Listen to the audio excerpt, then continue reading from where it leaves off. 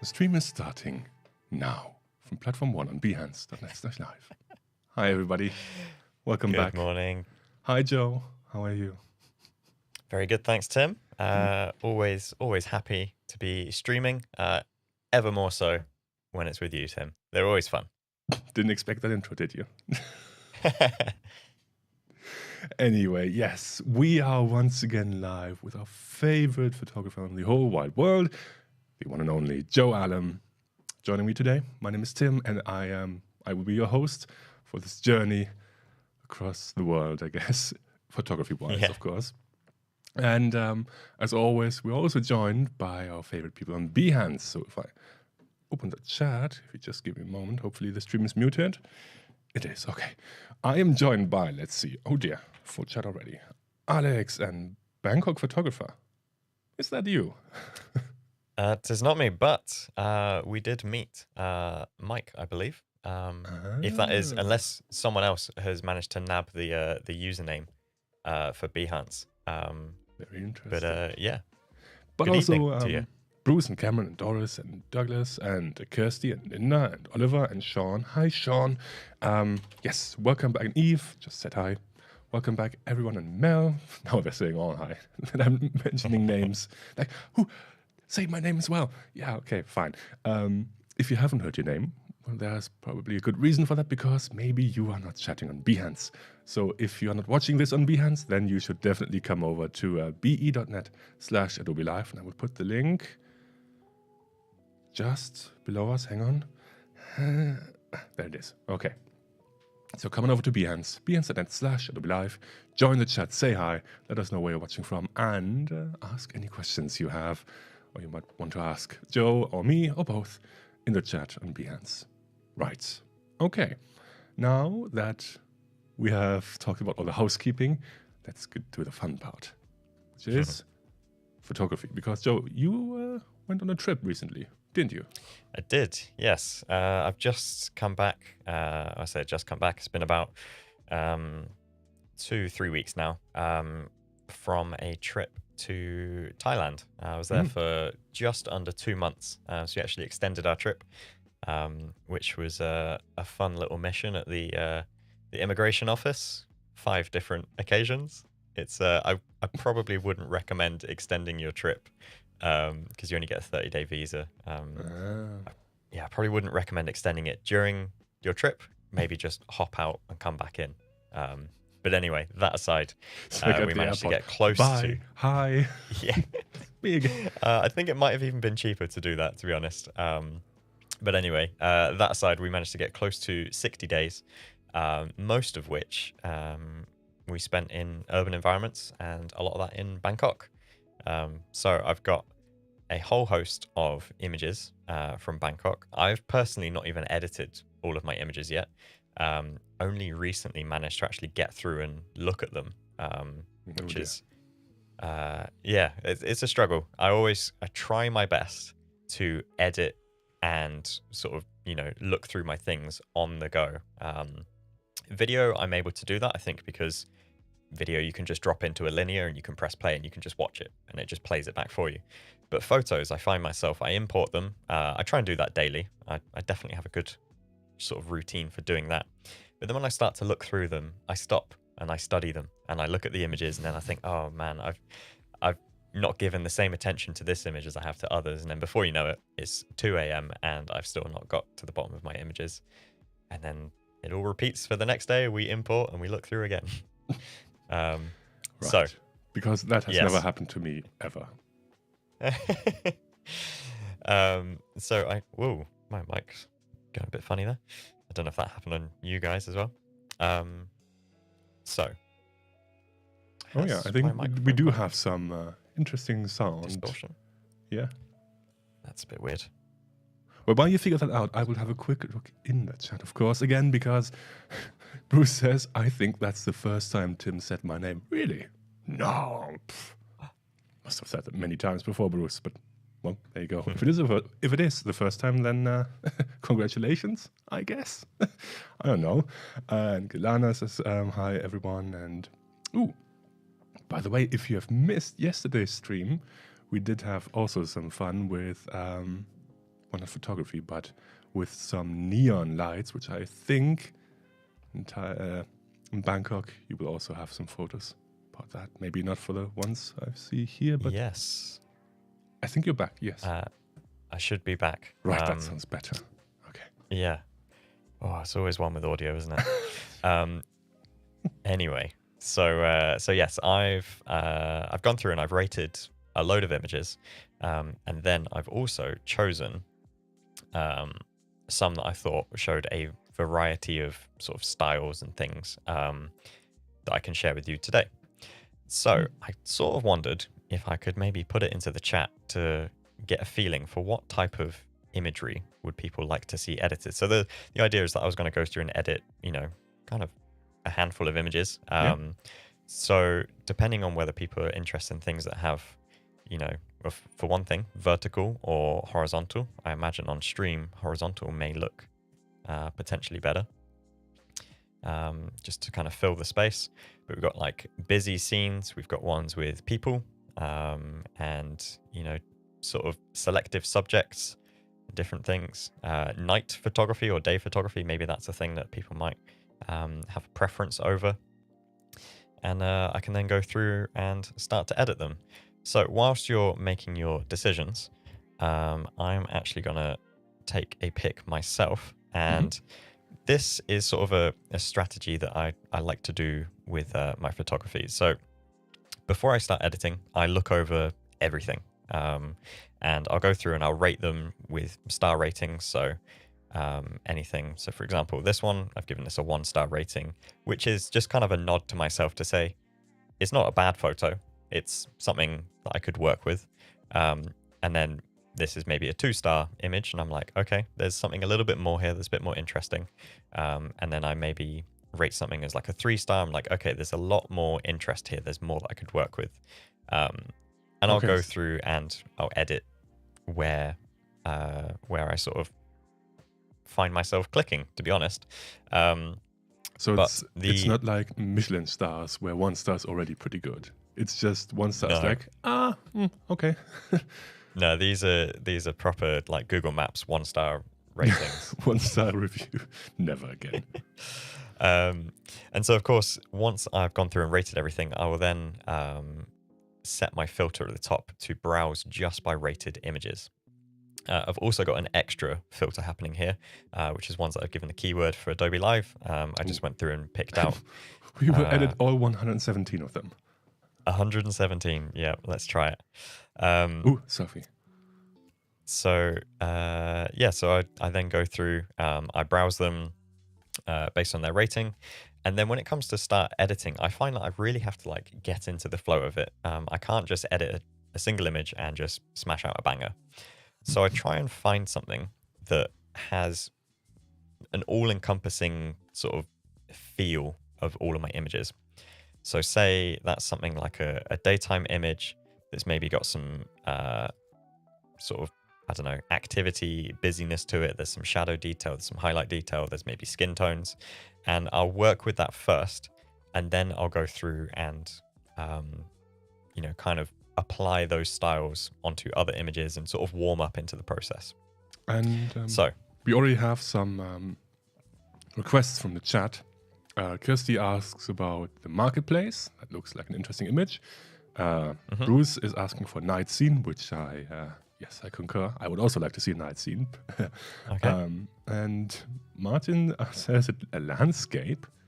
Well, that might be tricky. Yeah. Could be a city landscape.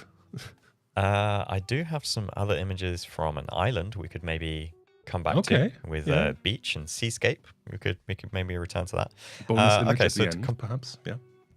Compile these together. How about an image like this, where we've got a market, it's at night, and we've got a variety of things to work with. So now, first things first, looking at this image, unfortunately, the one thing that I notice is that it is ever so slightly soft. The focus, I think, was just missed as I took it relatively quickly. So that's the one thing that potentially bothers me a little bit initially, but hopefully we can kind of come back to that and and see how things look by the end of it. But otherwise, as an image, I'm pretty happy with this. It shows like a market scene. People are always working on the markets, but what is so noticeable across Asia is smartphone usage is everywhere. Everyone is just out on their phones doing something. So I think this is very much a scene that you spot all the time. So before we start editing, I create a virtual copy, which is Command and apostrophe on the keyboard. And I do use a series of presets for my images, but I'm going to go through from scratch on here just to show you the whole process. And I shoot Fujifilm, so I have plenty of profiles that I can work with. So for example, different ones in camera. So a Turner, I like classic chrome. It just brings like a nice sort of natural contrast, a little bit of desaturation in some of the sort of mid-range, I find. But anyway, so let's just first of all do a few little tweaks. So I'm actually going to boost the exposure just a little bit to start with, because I'm then going to bring down some of these highlights. So we've got areas, kind of white points, I guess, reflective points. But I wanted to boost the exposure just to bring up some of these shadow and darker areas. I'm not going to adjust the white point too much because we're already close to clipping. If I push that, you see it just adds, well, maybe we could add a little bit. Just kind of, I find when I do the white point and the black point, that's where it really just adds that little zing, that sort of sharpness to the brightness. And Bruce is asking, how far away are you on this one? So this was shot at 35mm on APS-C. So this is as close to sort of regular human field of view. So if you can imagine being stood there and seeing someone at that perspective. So what's that? Maybe 2 meters away? Something like that. From, maybe 1.5 meters away from the edge of this sort of counter. So fairly close. And that's what Sean is also saying, with a 35mm lens, pretty close. Yeah, right. Yeah. And this was shot at f2. And I remember this. Tim, this was actually after our call, when I joined that call from the streets. It was the same night. Yes, we had so that was we had a team meeting, PM? and Joe joined in like, where are you? That's a very nice background, very nice Zoom background. Yeah. Like, no, hang on, it's live. Again, amazing, the smartphone capabilities. I could not get a signal like that in London. But I was freely walking around in one of the busiest areas of Bangkok. With on a video call. surprisingly good noise suppression. Yeah. Okay, so I'm now doing... Today I'm nerding out at Adobe Live. Okay, let's go back to the editing. Sorry, you wanted to say? I'm now doing just some basic tone curves. So because we've already got some sort of like shadow detail and darkness, and again, we're doing night photography, this will likely apply to others. I don't want to bring the shadows down too much. However, I find from the mid-range and above is where you sort of want to emphasize things, because that's, how do I say it? That's where it sort of catches your attention, where you're like, oh, you've been able to transition something from a night into something that's a bit more pleasing and viewable, rather than leaving it, as you saw it. I generally like to add a little bit of stylization to things, just because I think that's kind of part of the fun. That's editing is a part of the photography. I also like how you're deviating from the classic S-curve, which everyone always does, and just, S-curve, bam, bam, bam, done. No, you can actually take some time and see how it affects the image. I do think as well, over the years, as digital has just continued to develop, cameras themselves have changed their profiling more and more, to the point that sometimes they've added their own sort of like signature to things. And so rather than it being you're editing images, adding your own signature, sometimes you're editing it to remove the signature from whatever brand you're using. Which is why I like shooting with different brands, because you do get different feelings from your images. So what I'm doing here is I'm noticing just a slight sort of color cast. I hope this comes through on the stream, but we can see just over here, if you could sort of imagine this was like shot through a window or something, and we've got a reflection. So like if I pull it like too far, you can see that's going really sort of teal and horrible, and that goes kind of pink and murky.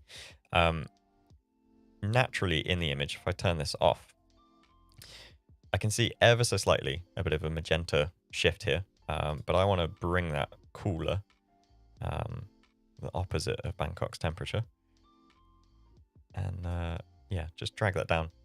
And I'm making minor adjustments here. I mean, that's only a 3-point difference. Right. But it shows. Yeah, it's always surprising how much it does affect things. So I'm going for cooler tones with this. So I'm going to bring up the mid on the blues. But I think the shadows. How much does this translate on non-color calibrated monitors? Because I assume you have a calibrated monitor. Yes. Okay. So yes. Does it show on non-calibrated ones like smartphones and where? It's tricky. Okay. In fact, it's difficult just going between different monitors that are of a good quality. So, for example, so I'm streaming here off my MacBook Pro, which is one of the newer ones with the Pro Display XDR. I think that's what they call it.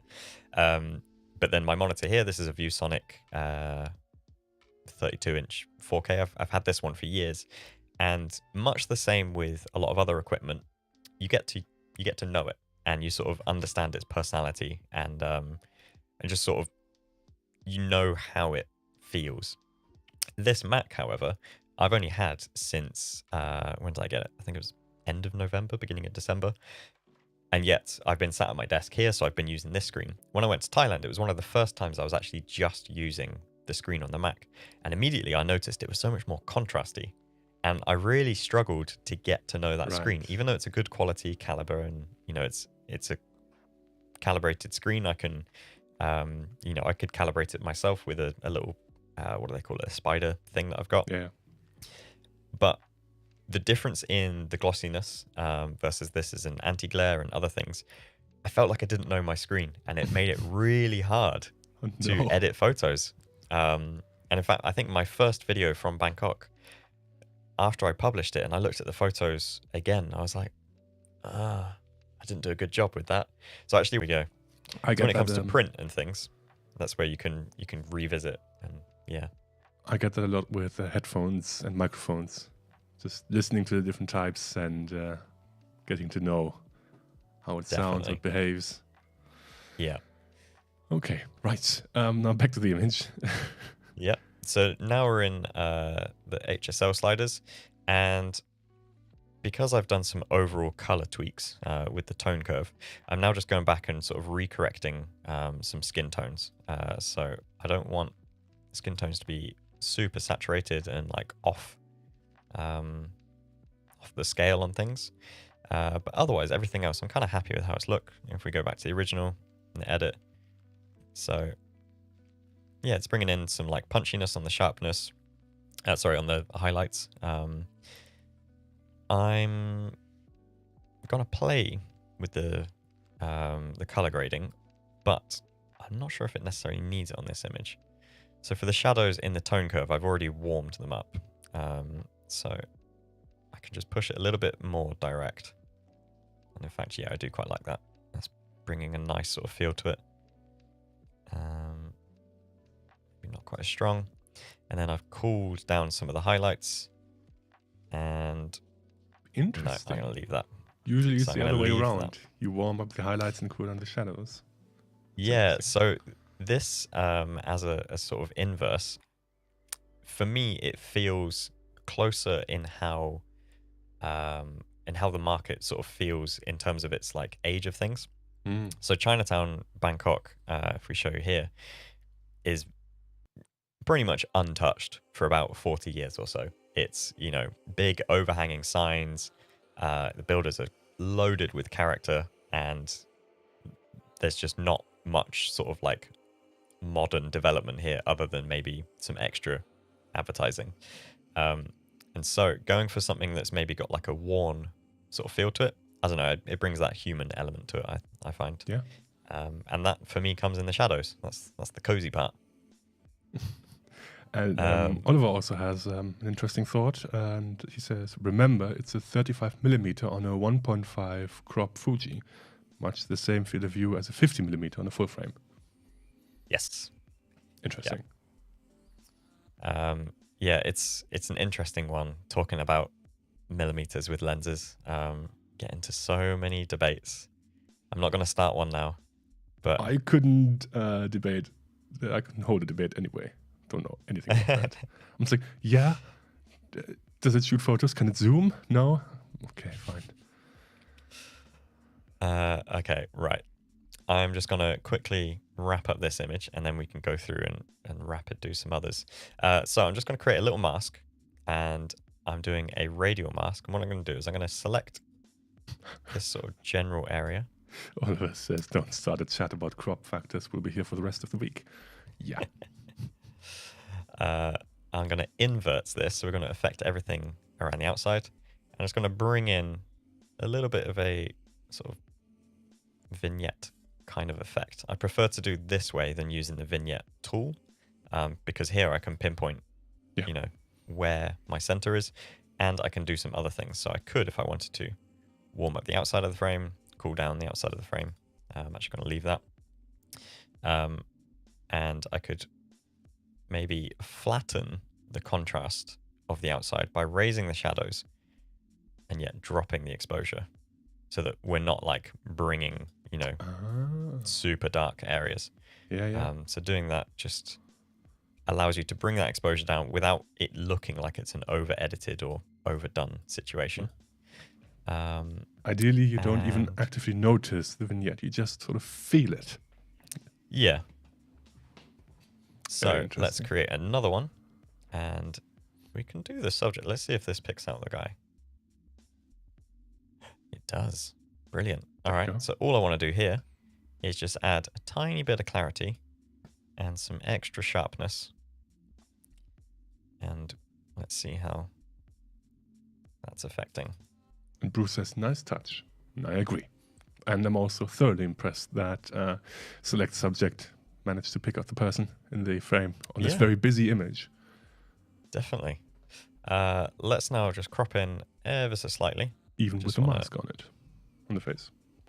Yeah, definitely. It's with the times. Which must be throwing off all sorts of algorithms.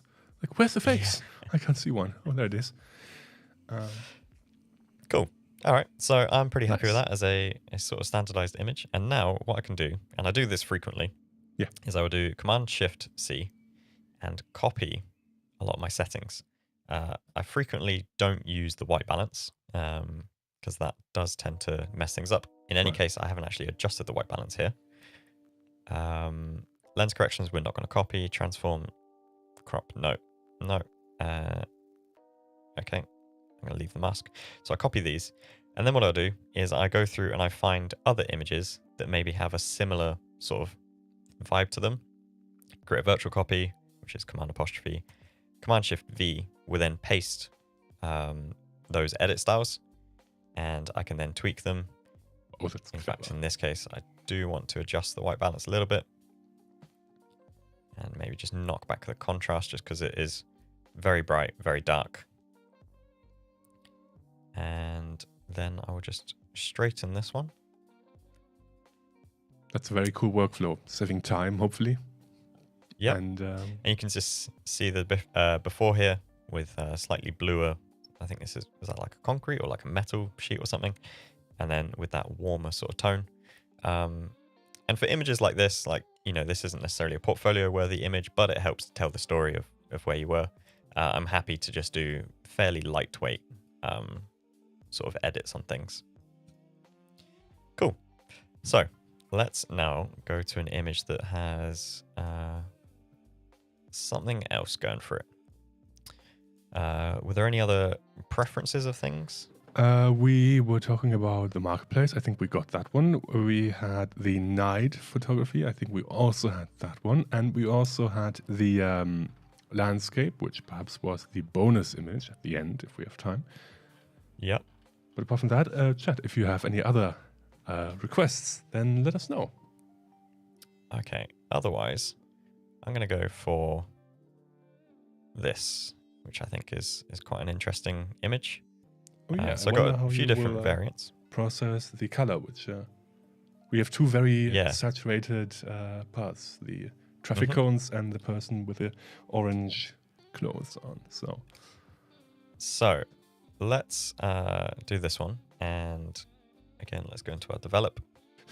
Bruce, something with motion on a photo. Well, yeah, okay, I guess. I may have a panning shot. You never know. You never know. Okay, so this one, we've got some bright sort of areas coming in top left, which I'm going to maintain attention to. But then we've got some darker areas here. So first of all, I'm actually just going to flatten it all out, and then I'm going to edit it with my tone curve. And that's kind of where I'm going to play with things a little bit more. We could potentially dehaze. You see the difference here. Just ignore the guy for the moment. But see how the background is kind of bringing out a little bit more detail. Guess that's that pollution, air, and hazy sideways light. Right. And then vibrance and saturation. If I work with the vibrance. Oh dear. Yeah, you see that goes a bit too crispy, doesn't it? So we got to be careful with this one. To the so right, this is going to be some happy place. Spot. To the left, some spot depressing edits. and sad. But I do like that vibrance. Even if you drag it all the way to the left, it never fully desaturates the image. It always leaves some. So vibrancy is it's like a protector and a guard for skin tones and things. Whereas saturation doesn't care. It's like, yeah, the whole thing. Let's go for it. That's the new title of my Adobe movie. Vibrance, protector of the skin tones. It's worth pointing out here, images like this are key into showing how a camera's profiles can show things differently. So again, we're using classic chrome, but if we go to say like classic negative, you see how the color difference is very different, and maybe Adobe standard, and come back to classic negative. The difference between them is kind of crazy. So it is worth playing around and finding your profiles that you like, depending on what camera you use, depends on what profiles come out. These are always going to be an interpretation on, so Lightroom's interpretation of the camera's profiles. Unfortunately, they're not 100% accurate to the camera, but they do a pretty good job. So they come pre-installed with Lightroom, and there isn't a quote-unquote correct profile to use? No. Okay. So yeah, they come as part of Lightroom, and they recognize based on the file. So this is a raw file from a Fuji, so it brings in, but even to the point where, so this is with an X-T4, which has classic negative. If I shot with my X-H1, which is an older camera, it doesn't have classic negative. And so it wouldn't actually have that one available, which is a shame. Okay, so I'm just kind of balancing this out. This is a bit of a tricky one. I think I'm going to have to do a lot more masking and selective edits with this. And Oliver says, I have been trying out different camera profiles recently, and the default one sometimes makes my greens too bright and the yellows, and yellows sometimes. The greens too bright and yellow sometimes. There we go. It's difficult, and unfortunately it's always a moving target because different photos, different scenes. Yeah, it's one parameter you just always have to contend with. It's the same with film, really. It's shooting in different film stock, taking it to a different lab. They're going to scan it differently. They're going to process it. Right. Yeah, you just, everything's changing. So I do find it funny when you get into conversation with people saying, oh, I don't edit my photos, or these have been edited. It's like, everything's been edited. Even to the point of choosing what you cropped in the viewfinder or not was an editorial decision. Even if you shoot JPEG, the camera has edited the image for you. You just don't know. Okay, so I'm kind of struggling a little bit with balance of color here. So I'm sort of toning it down a little bit, and then I'm going to bring in some pop on the guy in the middle. So I'm just going to drop the exposure a little bit more. I'm going to do the inverse of the vignette. And that's why I only shoot in daguerreotype. I etch the light into the metal plate, and then no editing. #raw. Is this in some warehouse or like extravagant space that you've got? Yeah. I'm I sure have. I don't have Lightroom. I have a darkroom where I have to edit my photos. Your science lab. Yeah, it's basement. It's just behind the green screen. Okay, so I'm just doing some little tweaks. Right, I'm gonna now quickly go on to a bit of radial gradient. So I don't want to do the subject one because I don't want it to be a crisp sort of follow around here. And I'm just gonna increase a little bit of contrast and brightness. And then I can go back to the sort of overall edit of things. I can drop that down. And it just kind of draws a little bit more attention into the eye. So again, very, very sort of basic, light to edit. Nothing too much. Let's just maybe straighten this up and move on to another image. Yes. And there was a very quick conversation in the chat about Mac versus Windows, of course. Because apparently when we started the whole detecting faces, there was, I think, Oliver who had an issue that Windows Hello detected a face behind him, even though there was nobody there. Oh, creepy. Yeah. And now they were asking if I use Windows or Mac, and I use both. Well, you got 2 hands, so 2 keyboards. There we go. 3, actually. Keyboards, not hands. 3 hands? Yeah. Right, let's go for... I'm trying to find... Motion was requested if you happen to have any of the something with motion selected in there. Okay. So we've got moving subjects, but yeah, it's not in motion. Are we extending the brief slightly? No, of course. This one has some motion. Right, so not including music keyboards. That's right. There you go. Let's go for this one. That's motion. We got some motion blur. So first of all, immediately I can tell we need some straightening up of things. So I'm just going to go for an auto transform. I only did a little bit, so let's do a manual. I'm just going to find some vertical lines of things. There's one there. So this is where you find stuff you're like, well, was the sign put up straight? So let's go for something that has gravity. That one. And again, is the building straight? Let's try that. I'm not sure if this pathway is completely...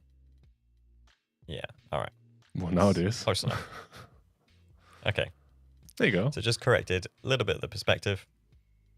And I'm actually going to crop in to start with, just so that I can bring this guy on the bike into the central point across the image. I think it just kind of tightens up and just brings in just a little bit. So it's very subtle, but I find it sort of helps sometimes. So again, overall, this was a very bright day. I've got a lot of shadow detail, highlight images. So I'm just going to sort of flatten things a little bit. I think I need to warm it up, actually. That's looking a little bit more how it felt. And when I say warm, it was warm. Oh dear. I think on this particular day, which I was vlogging as well, and I was editing it yesterday, and I said to myself, or rather said to the camera, it was 38 degrees Celsius on this day. Yeah. And humid too, probably. I remember checking the weather app afterwards, and it was 38 degrees, but feels like 48. So that was a hot one that day. I don't think I could survive for like 5 minutes out there. It followed. So the previous day was the one and only day where the temperature actually dropped below 30, and I think it's amazing how much the body sort of like adapts to things and whatever. Really? So I think it was 27, 28 degrees, and I was cold. I wanted to wear trousers, jumper. Whereas if that happened here, yeah. Now that you say it, I do see people. I mean, many have long trousers on. Like, yeah. Okay. Just you get used to it. It's wild. I don't think I would get used to it. Like 20 degrees. That's everything above that is. I'm not wearing long pants anymore. It's not happening. And Oliver asking, is it humid there? I assume. Yes. I'm not sure if scientifically you can go above 100%, but it felt like it was 400%. It was. Is that an issue for the camera actually? Surprisingly not, and I actually kind of forget about this in warm places, but I have had some people question it recently. I was like, oh, that's a genuine concern. I find in warm locations, the transition going, say, back into a hotel where you've got air conditioning and things, bringing condensation to your camera is not really an issue. Okay. However, in a cold location, it is definitely an issue. So the transition of your camera being cold, going into a warm environment. So yeah, because what is it? I can't remember what the law of physics with it is, but heat always moves to a cold area. Cold never moves to a hot area. That's right. Unless you got a heat pump. all that happens is in a cold location, your camera just absorbs all of that heat from the room, and with it, heats up all the moisture inside the camera. Whereas the other way around, it just transitions the other direction. Doesn't mean condensation can't happen, but it's just by no means anywhere near as extreme. And I've actually broken cameras from that.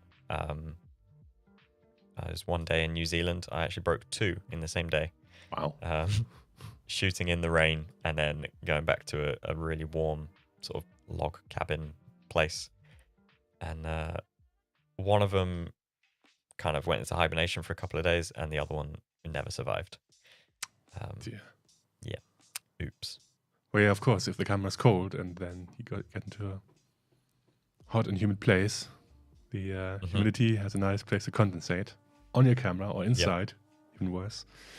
And then that's it. Especially if the camera was turned on.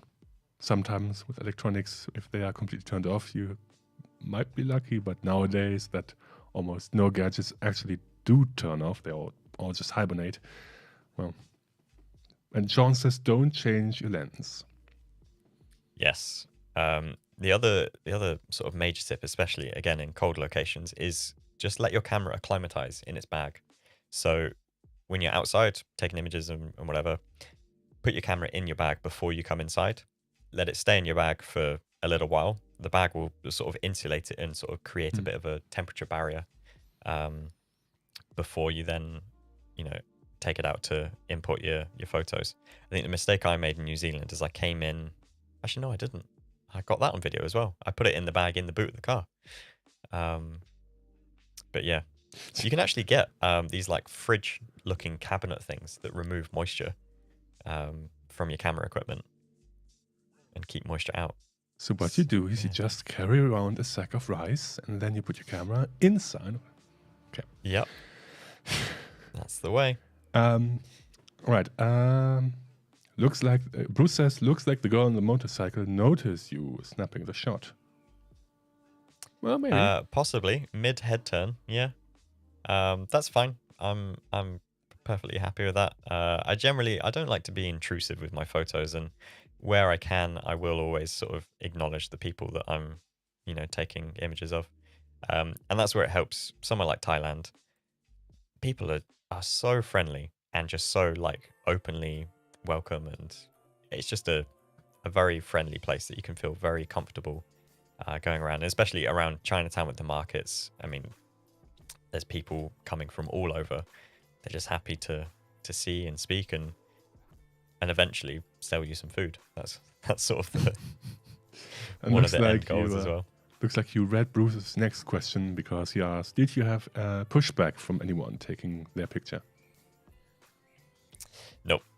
There you go. Never. I think I just personally I don't ever let myself cross that sort of boundary that could happen. I usually Right. try and read the situation. But and I've been on the receiving end of this. Somewhere in Tokyo, they were doing some flash street photography, and they snapped a picture of me as I was crossing the street, probably about, I don't know, 30, 50 centimeters away from my face. Yeah, very close, very intrusive. Did not like it at all.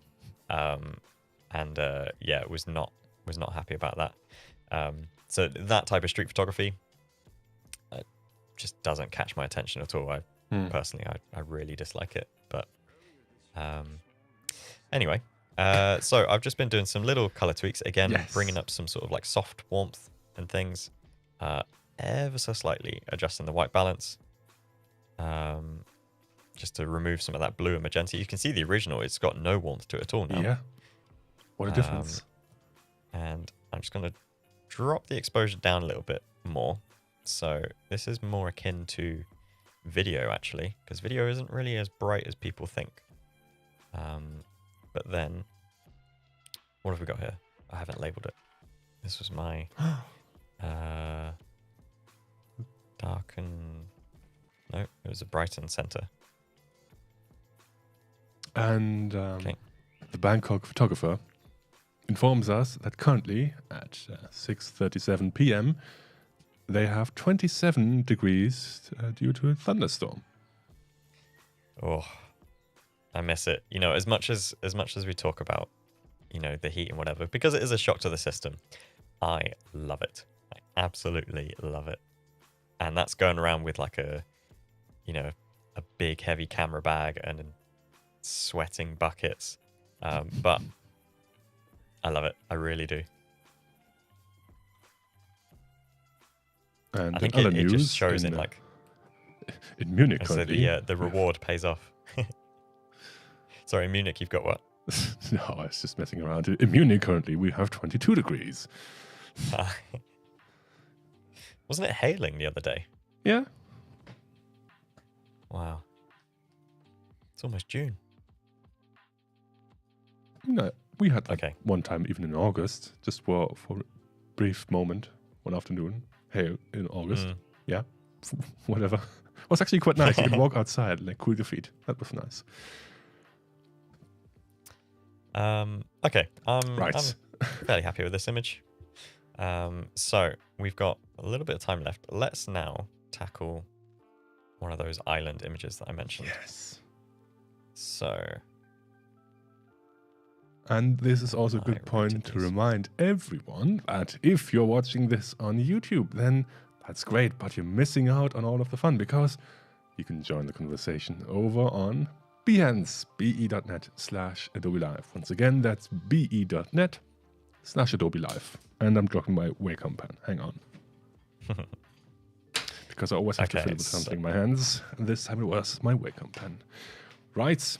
So join us on Behance. Say hi in the chat. If this is your first time joining, then you can create a free account on Behance. You don't need an Adobe subscription to join. So see you over on Behance. Okay, back to you. All right. Let's go for this image. Oh, this is beautiful. And that's me saying that because I typically don't leave my apartment for a lot, but that does look nice. Yeah, so this is Koh Chang.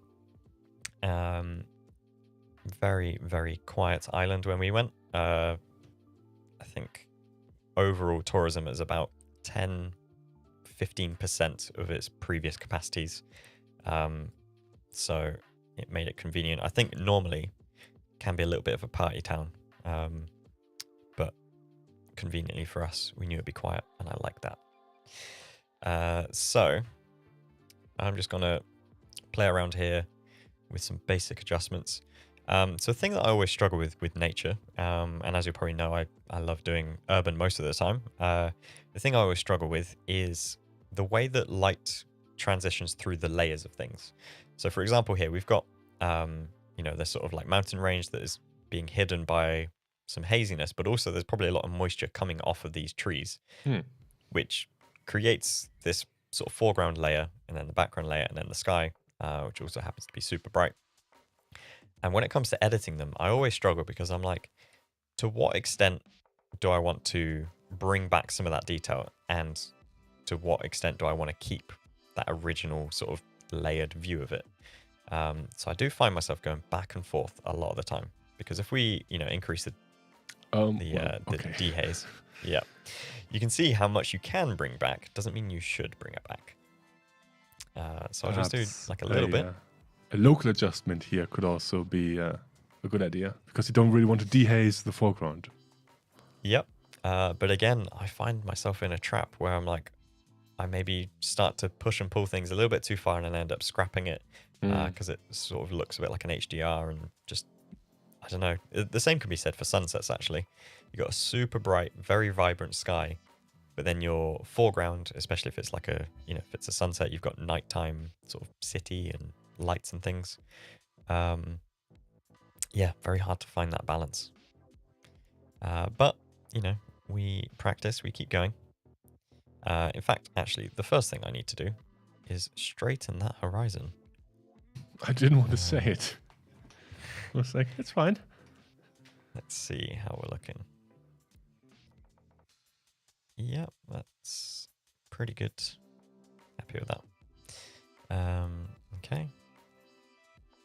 So again, because this was a hot, relaxing, vibey day, I'm going to bring up the brightness. This is going to be a bright sort of image. But I do want to preserve some of these highlights around here.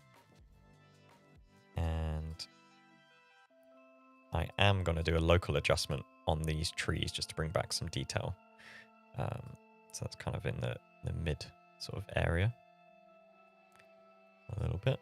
Just bring those down ever so slightly. You can see I'm now kind of doing the inverse of what I was doing with those night shots. An inverted S-curve. To some extent. Although if we bring the highlights down, you see it loses a lot of that sort of natural character that's happening. So I do want to keep those bright. Oh no, hang on. That's a normal S-curve. That's not an inverted S-curve. It's a regular one. Okay. And then I think the blues are going to be an interesting thing. So what is potentially throwing me off originally is the fact that that tree line behind is fairly blue and fairly cold. So if I'm going to warm that up ever so slightly, just by bringing that down, and just a tiny bit, toggle back and forth. Yep. Cool. I can target some hue saturation. So if I really wanted to, I could, adjust these stylistically. I'm not interested in that too much. I could go green the other way. Also not really interested, but I'm going to bring it slightly yellower, just a little bit. And the blues, that looks a bit wrong. Got to be careful with greens. Our eyes are so naturally attuned to when greens look off. And skin tones. Mm-hmm. Yep. Cool. Luminance-wise, I'm just going to brighten up this sand just a little bit. Oliver also says, this looks like a lovely place to chill out. Definitely. It's quite common across all of Thailand. If you're going to an island of some sort, there's going to take a long time to get there, and you'll probably have to take a bus and something. Funny thing with this journey is it took us 6 hours of a drive, and then there was a ferry. The bus that we were on, I have no idea why, but it was the bumpiest journey I've ever been on flat roads. Like these are maintained motorways, like, good quality roads. So bumpy, in fact, that within 40 minutes, my Apple Watch had triggered a completed exercise, and I'd done all of my activity for the day. By the time we arrived, and bearing in mind I've been sat down for for 6 hours on this coach. I'd done 18,000 steps apparently. So yeah, look at it's you. quite a mission to get to these places, but all the while worth it. That being said, I would 6 always hours. recommend Oh. I would recommend booking 1 day longer than you expect, simply because the return journey is departing usually in the morning about 8 or 9 a.m. So that idea of, say, a 2-night stay is only like a day and a half, really. So always think about that extra day. And yeah, I'm actually going to tweak the calibration just a little bit, just to bring in a little bit more green on things. And again, before and after, so subtle tweak. Now this is where I start to experiment, and what happens frequently is I end up deleting it. So we'll see if that happens now. So I'm going to bring down a linear gradient mask just for the sky, because I also want to include some of this mountain range rather than doing Right, I was the about to sky say, select. why did you select sky for that? But yeah, that makes sense. Yeah. So I'm just going to bring down the exposure a little bit. We're seeing a little bit more shadow, a bit more cloud detail with these little shadows of the clouds. Do I want to warm the sky or do I want to cool the sky? Maybe warm a little bit. So this was right at the start of rainy season, and I do remember that there was kind of an overcast sort of sky forming, and then behind us there were some big storm clouds on the way. Right. Okay. So yeah, but again, very peaceful. You can just sit and just listen to the rain and the thunder and know that you're nice and safe inside. No, I really want to play some rain and thunder sounds on stream. Okay, let's do another linear gradient underneath. Play around with here. So I'm going to drop the contrast just because we've got some like crunchy water light happening. Crunchy water light. Okay. And just want to flatten it out just so it's not as distracting. Not a lot I can do with that, to be honest. There's naturally a lot of reflective area there. Maybe remove some of that texture. Okay. And then I'm deciding how I want to deal with this sand. Because in some views it's a little bit distracting, but then in other ways I'm like, doing something to it could be more distracting. Like darkening it down is, yeah. Oliver says, already got rain and thunder sounds here on and off. Do you listen to music or like sounds or noises or noiseescapes when you are working, or do you prefer to work in pure silence? So this is an interesting one, actually. I've discovered in myself over the last few years that I really I've become avoidant with sort of editing photos. I really have to get into the zone for it. And I think, as I mentioned at the start, it was, video, you just play it. Whereas photos, you have to actively go through and choose them and whatever. And so I found myself having to like pump myself up, and I'll put on some, like good heavy hitting music or something to make me want to go and edit photos and to just get me like energized for it. Which is interesting. So yeah, I do quite often listen to various albums and stuff. I was actually listening to a lot of Pink Floyd when editing previous one. Yeah, I'm not really sure how I went back to Pink Floyd, but I did. I guess it sort of depends on the task you want to accomplish. For editing photos, lyrics don't really matter, because I'm often then paying attention to the song more than just the work I'm trying to do. Yeah, so definitely. I have my preferred noise generators. And there are, of course, a lot of them on the internet. Nice. And that's getting me into the mood of like, yes, asset creation. Thumbnails. Yeah. Oh yeah. Okay, so I've just gone through. I've just edited this. I feel like it's got the bright, sort of vibrant vibe to it without going too overboard on it. Love it. I've copied the edits, and let's see what happens when we apply it to something a little bit later in the day. This was an hour or so afterwards. And let's just paste and see. It works. It sort of works. I think we're maybe pushing this area a little bit too hard. The water does look a bit green now, though. Yeah, and some of that could be coming from the white balance. Maybe let's just drop back the vibrance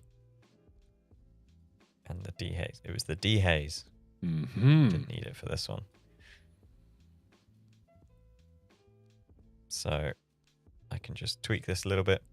And from here, I may, change and go for stylistic things. Like, for example, maybe we want to soften it a little bit more, raise some of the sort of black detail, shadow detail.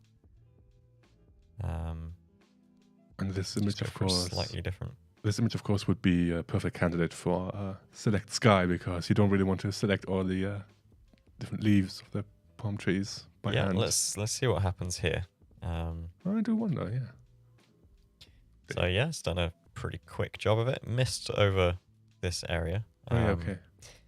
In any case, I wouldn't want to go too far with this because, as we can see, it is overcast. So it's not so much as like blown out. It's just there is cloud cover there. Perfect. Yes. Like that. So yeah, I'd probably leave that. Yeah. I think. And if you really wanted to do some more fine detail adjustments and more pixel perfect, you can always jump into Photoshop. Yep. If I want to do some of that. Quick detour. But not right now, because I think that's almost all the time we have today. Perhaps you can find one last one to apply your current preset, or do a speed edit, whatever you prefer. Let's go for a speed edit. Let's do, so I snapped this on the boat back, and I was very happy. I was like, ooh. You don't really know where the water ends and the sky begins. Oh, well, you do know that one, but that's interesting. So let's go for a speed edit on this one. None of us says over already. No. Yeah, I know. So for this one, I'm going to increase the highlights because I really want that faded up sky. I probably should have edited this photo before. This is a banger. Very fine art. I remember taking this one actually thinking, like very predominantly thinking of how this would print. Which I want to get into again. It's been a long time since I've done a lot of like prints on my stuff. Like on the paper, on glass, on canvas, or paper. I'm not too much of a fan of canvas prints, if I'm honest. Metallic prints can be fun sometimes if it's got the right image. I just don't really know what the right image is yet for me. Probably something high contrast. Like really possibly busy. Yeah. I could imagine one of the marketplace images, or like I feel like they do well for night and sort of cooler images. Oh, here's a conundrum. Do I make it warm because I quite like that, or do I keep it cool because I also quite like that? I do like the cool one, or the relatively neutral, but of course it's your image. You do whatever you want. Okay. Quick speed edit. I like this blue. And Oliver also says, this hour went by so fast. It must be the lovely photos accompanied by the soothing sound of Joe's voice. Yes. Thank you. We will be back again in multiple weeks. Oh, no. Okay. Quick little local adjustment. Again, radial. So I could do a brush, but for quickness, I'm just going to pop this boat just a little bit. Don't want to overdo it. Actually, really don't want to overdo it. Bring in some of that shadow and a bit more sharpness on the boat. Tweak the white balance to finish.